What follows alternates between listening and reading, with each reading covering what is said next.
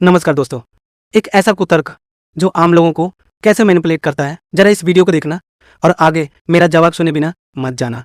मरने के बाद जब तुम्हारी हड्डियां जमीन से निकाली जाएंगी ना, तो विज्ञान तुम्हारी खोपड़ी देकर बता देगा कि तुम बूढ़े थे या जवान। तुम्हारा कंकाल देकर बता देगा कि तुम नर थे या मादा, काले थे या गोरे। दुनिया का बड़े से बड़ा साइंटिस्ट भी तुम्हारी हड्डी को देखकर ये कभी नहीं बता पाएगा कि तुम ब्राह्मण थे या क्षत्रिय, वैश्य थे या शूद्र, हिंदू थे या मुस्लिम। पता है क्यों? क्योंकि हकीकत तो ये है कि तुम ये सब कभी थे ही नहीं। ये सिर्फ तुम्हारा वहम था, एक खोखली सोच थी जिसे तुम जिंदगी भर ढोते रहे। ओशो ने एक बहुत गहरी बात कही है, मानने का कोई मूल्य नहीं होता, केवल होने का मूल्य होता है। तुम सिर्फ मानते रहे कि तुम फला जाति के हो, फला धर्म के हो, पर कुदरत की नजर में सिर्फ तुम एक इंसान थे और रहोगे। मिट्टी में मिलने के बाद ये सारे भेदभाव खत्म हो जाते। पहली बार सुनने में बात बड़ी लॉजिकल लगती है कि अगर हमें कोई कंकाल मिल जाता है तो वैज्ञानिक उसकी खोपड़ी देख करके बता देंगे कि ये मेल था, फीमेल था, बच्चा था, बूढ़ा था, क्या था, लेकिन जाति नहीं बता पाएंगे। हालांकि यहाँ पर सही वर्ण होना चाहिए कि ब्राह्मण था, क्षत्रिय, वैश्य, शूद्र था, क्या था।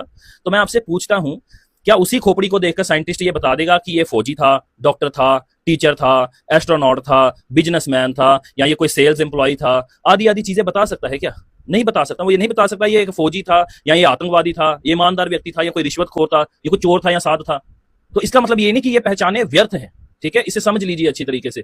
अगर कल को आप किसी रिश्वतखोर की कोई कंप्लेंट करवाने पहुंचे और आगे से व्यक्ति बोल दे कि ओशो ने कहा था कि मिट्टी में मिल जाने के बाद सब एक हैं, इसलिए तुम्हारी कोई ये पहचान नहीं है, तुम सिर्फ एक मनुष्य हो, तो वो तो सिर्फ एक मनुष्य है, तो आप आ जाएंगे घर? ये बात छोड़ देंगी उसकी? नहीं छोड़ेंगी ना। तब आप बोलेंगे नहीं, एक मनुष्य नहीं है, वो एक रिश्वतखोर भी है। या फिर कोई एक व्यक्ति मिलकर किसी टीचर को मार रहा हो और बोले कि कोई बात नहीं भाई, ये तो सिर्फ एक मनुष्य है, आप बोलो कि वो तो टीचर है, एक सामान्य व्यक्ति, उसको क्यों मार रहे? बोले नहीं, ये सिर्फ एक मनुष्य है, हम भी मनुष्य हैं, तो मनुष्य मनुष्य के साथ कुछ भी करे। इस तरह के लॉजिक नहीं चलते हैं। चारों वर्ण, चार जिम्मेदारियां हैं समाज में लोगों की। इसलिए जब आप बोलते हो ना, तो बोलने से पहले मुझे लगता है उससे रिलेटेड जो चीजें हैं ना, उनको जान लेना चाहिए। ओशो के तर्क सिर्फ तभी तक लगते हैं इंसान को बहुत वैलिड जब तक कि उनका वितर्क नहीं जाना जाता। उसके तर्क सिर्फ तब तक है जब तक कि दूसरा पक्ष नहीं देखा जाता। तो ये बात कहना कि भाई ये प्रकृति के द्वारा ये है, प्रकृति के लिए सब एक है, फलाना ढिमकाना, मिट्टी में मिलने के बाद एक है, ऐसा नहीं। जब तक हम समाज में हैं तब तक हमारी कुछ जिम्मेदारियां हैं। मैं बिल्कुल एक आतंकवादी की इज्जत नहीं करूंगा, मैं बिल्कुल एक फौजी की इज्जत करूंगा। आपके सिद्धांत के अनुसार वो दोनों इंसान होंगे, मेरे लिए वो केवल दोनों इंसान नहीं है। मेरे लिए एक व्यक्ति जिम्मेदारी को निभा रहा है और एक त्रास दे रहा है पूरी सोसाइटी को। तो उम्मीद है ये चीज आपने समझ ली होगी।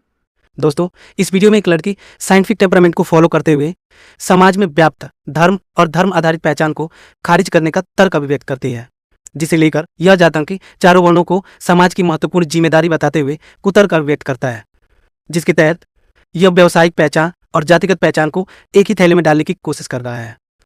आज के समय में इन दोनों को एक जैसा समझना या तो अज्ञानता है या लोगों को गुमराह करने का नया तरीका। डॉक्टर, इंजीनियर, वकील, टीचर, ये उपलब्धियां हैं, तथा मजदूर, व्यापारी, चोर, डाकू, आतंकवादी, ये कार्य आधारित पहचान। कोई भी व्यक्ति व्यावसायिक आधारित पहचान को अपनी मेहनत और हुनर के दम पर बदल सकता है। इसमें जन्मजात या वंशानुगत आधारित बड़ा छोटा नहीं होता। हाँ, इसमें योग्यता, भ्रष्टाचार और पद के दुरुपयोग के कारण भेदभाव हो सकता है, लेकिन जन्म, वंश, लिंग इत्यादि के आधार पर कभी भी नहीं। वही ठाकुर, ब्राह्मण, चमार, दुसाद, वाल्मीकि, ये जन्म आधारित पहचान है जो ब्राह्मणवादी व्यवस्था की सबसे बड़ी देन है, जिसमें जन्म से ही ऊंच नीच, छुआछूत तय कर दिया जाता है। मंदिरों में प्रवेश न देना, मुंह से पानी न पीने देना, अंतर्जातीय शादी विवाह में रोक लगाना, ये सब इसी व्यवस्था के परिणाम है।